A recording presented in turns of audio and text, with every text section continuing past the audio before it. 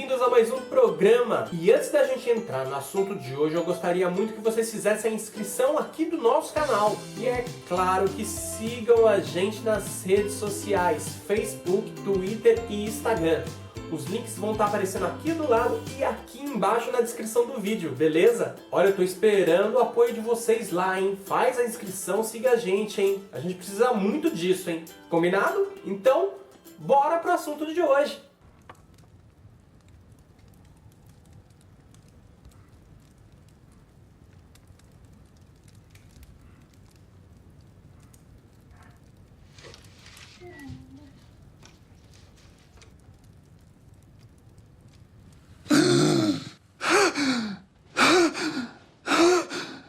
Se você acompanha ou não Game of Thrones, sim, porque a bagaça fez um barulho enorme logo nesse começo da série nesse ano. Então você já tá sabendo que o personagem Jon Snow ressuscitou, voltou dos mortos. Ele tinha batido as botas lá na season finale do ano passado, no último episódio do ano passado, lembra? Mas ele retornou dos mortos graças à nossa Melisandre, a Mulher de Vermelho, que acompanhava até então o Stannis Baratheon, que esse sim também foi morto e não foi ressuscitado. Ele foi morto pela Brienne lá no final do episódio, no último episódio da série no ano passado. Mas enfim, a Melisandre conseguiu usar sua magia a favor de trazer o Jon Snow de volta para o mundo dos vivos, de volta a Westeros. Isso aconteceu no segundo episódio da atual temporada da série. E no dia, os espectadores que estavam assistindo o episódio e a internet inteira explodiu. Era a gente vibrando que nem final de Copa do Mundo, várias pessoas gravando as suas reações em relação ao episódio, o que tá virando uma tradição quando o assunto é Game of Thrones, né? Mas enfim, o lance é que um monte de gente veio me perguntar: pô, Cadu, por que ele ressuscita? Por que nessa série que todo mundo morre só o Jon Snow voltou? De acho. Então,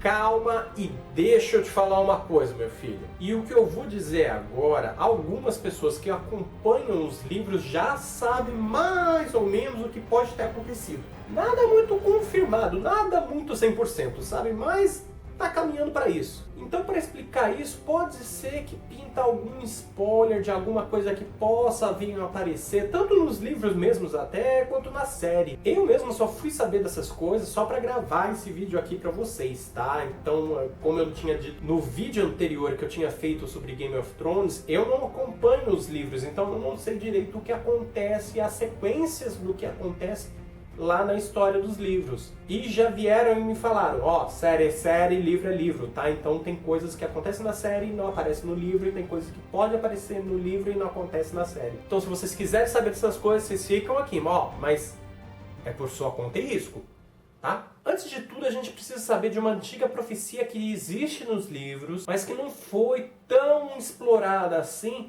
ao longo dessas temporadas na série, que é a chegada do Azor Ahai. Na série, a Melisandre fala muito de um tal de príncipe prometido, sabe? Lembra, mais ou menos?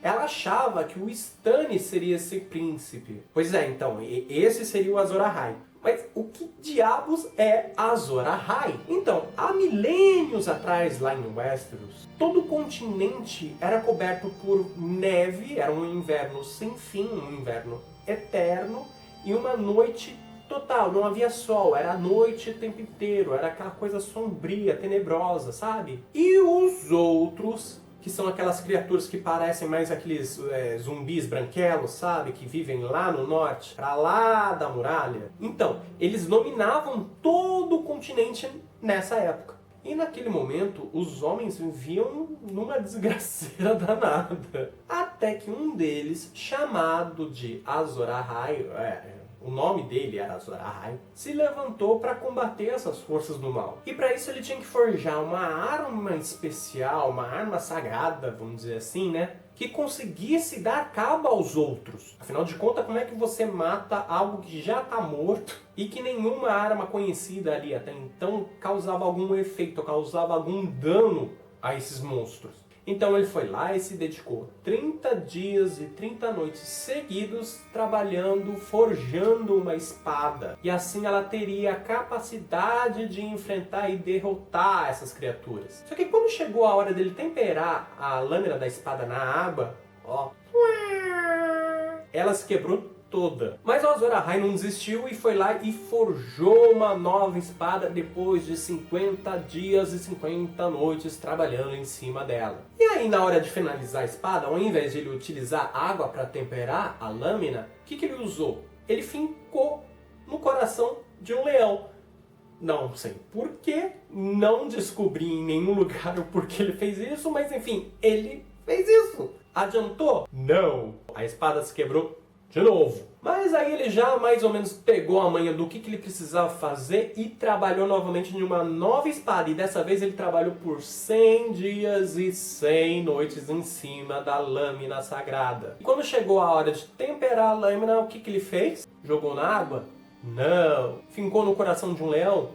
Não. O que ele fez? Foi lá e fincou a espada no coração da própria esposa, minha gente. E olha que ele era apaixonado pela esposa, viu? Mas dessa vez deu certo. A espada ficou toda flamejante, ela era muito quente e ela conseguia realmente derrotar os outros. E assim ele conseguiu liderar um bando de homens na época e conseguiu expulsar os outros do território de Westeros, trazendo novamente o dia, o sol, o calor, enfim, a vida de volta a Westeros. E isso, dizem as lendas, aconteceu há milênios lá no continente de Westeros. E essa lenda é muito enraizada na religião da Melisandre. Tanto é que o inverno, enfim, chegando a Westeros, e consequentemente a volta dos outros, você já está vendo isso na série, ela acredita que esse lendário guerreiro irá reencarnar e que iria liderar novamente os homens no combate contra esses monstros. Só que ela acreditava que o Stannis era a reencarnação do Azor Ahai. Só que não, né? E nos livros a gente tem umas pistas, a gente tem alguns elementos propícios para a gente identificar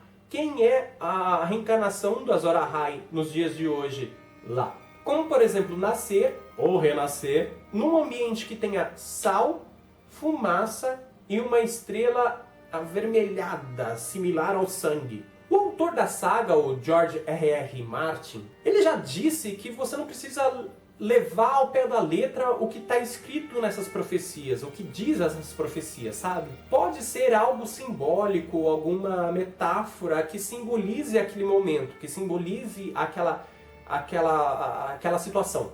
E além disso, a pessoa também precisa portar a luminífera, que é o nome da espada que foi forjada lá pelo Azor Ahai, e que seria a única arma capaz de derrotar os outros. E o que tudo isso tem a ver com Jon Snow, você me pergunta? E eu te digo que isso pode ter tudo a ver com o personagem.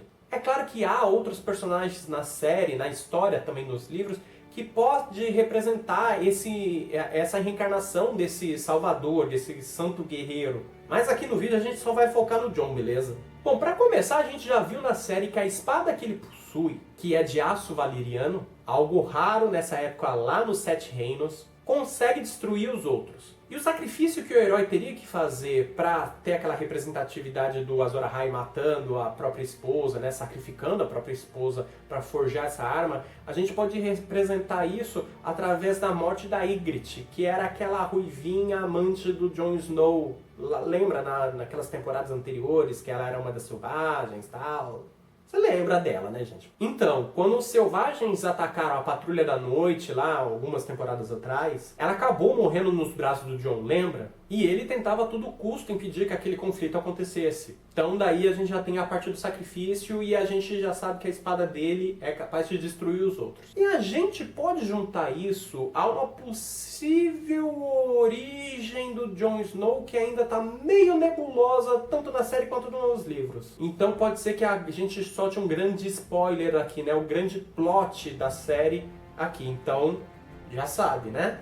Há especulações de que Jon Snow seria filho de Lyanna Stark, irmã do Ned Stark, com Rhaegar Targaryen, que tinha sequestrado a moça antes dela casar com Robert Baratheon, e que isso acabou causando a chamada Rebelião de Robert, que culminou na quase extinção dos Targaryens, sobrando só o Viserys e a Daenerys, lembra? E com o Robert assumindo o Trono de Ferro e comandando os 7 reinos de Westeros. E o que dizem que na hora que o Ned vai resgatar, vai salvar a Lyanna lá na Torre da Alegria, que a gente vê um pouquinho nesse terceiro episódio que passou, com o Bran tendo uma visão do pai dele, lembra? Então, quando o Ned chega para salvar a irmã dele, ela estava toda coberta de sangue, à beira da morte, e pede que o Ned cumpra uma promessa para ela. O que até agora, nem nos livros, nem na série, a gente sabe o que é. O que a gente sabe é que depois que ele volta da Torre da Alegria, já com a Lyanna morta, é que ele já tá com um bebê no colo. Ele já tá trazendo o Jon Snow. Ele deu a desculpa que a criança era um filho bastardo dele, fruto de uma aventura extraconjugal dele. E tanto é que é por isso que a Catelyn, a esposa do Ned, nas primeiras temporadas, ela não fazia muito a conta do Jon, maltratava o Jon, lembra mais ou menos? Era mais ou menos por causa disso, porque era o filho bastardo do Ned Stark, né, do marido dela. Mas, vem cá, aí a gente para pra pensar um pouco. O Ned Stark era o personagem mais correto, mais íntegro, mais honrado que a gente já viu na série inteira, na história inteira de Game of Thrones. Gente, não dá pra imaginar ele tendo um caso com alguém assim, desse jeito, tão... sabe? Não dá. Coincidência demais ele ir lá pra resgatar a irmã morre, ele volta e traz um bebê junto e fala que é um filho extraconjugal dele. Tá mal explicado isso, né? Tá mal explicado. Então a gente acredita que a Lyanna teve o Jon lá no Torre da Alegria e que fez o irmão jurar que protegeria o filho, né? E depois ela acabou morrendo.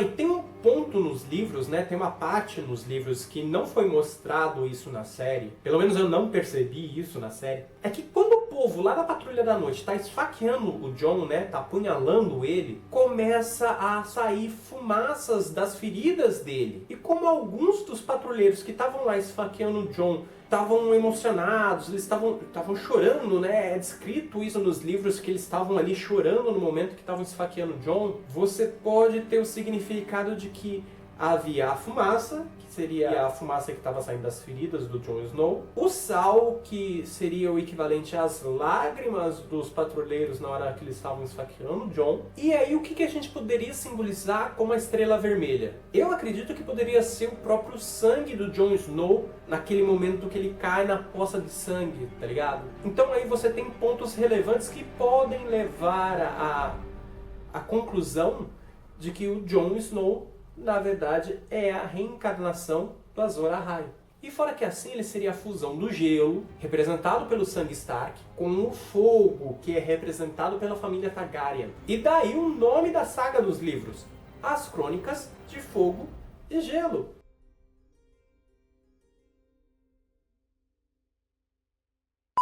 Mas e você? Você acha que o Jon é realmente o Azor Ahai ou acredita que outro personagem pode ser esse salvador que vai livrar o Westeros dos outros? Deixa aqui embaixo o seu comentário acerca desse assunto pra gente começar a ter aquela conversa gostosa. E conforme a gente for vendo que tem a mais necessidade da gente fazer uns vídeos mais ou menos desses sobre Game of Thrones, comentando algumas coisas específicas da série, ou alguma coisa que não ficou muito bem explicado ali, a gente vai fazendo, beleza? E se você gostou desse vídeo, dá o like maroto aqui embaixo, compartilha com seus amigos e se inscreva no nosso canal e siga a gente nas redes sociais. Gente, muito obrigado por terem vindo. Como eu sempre disse, a casa aqui é de vocês. Tchau!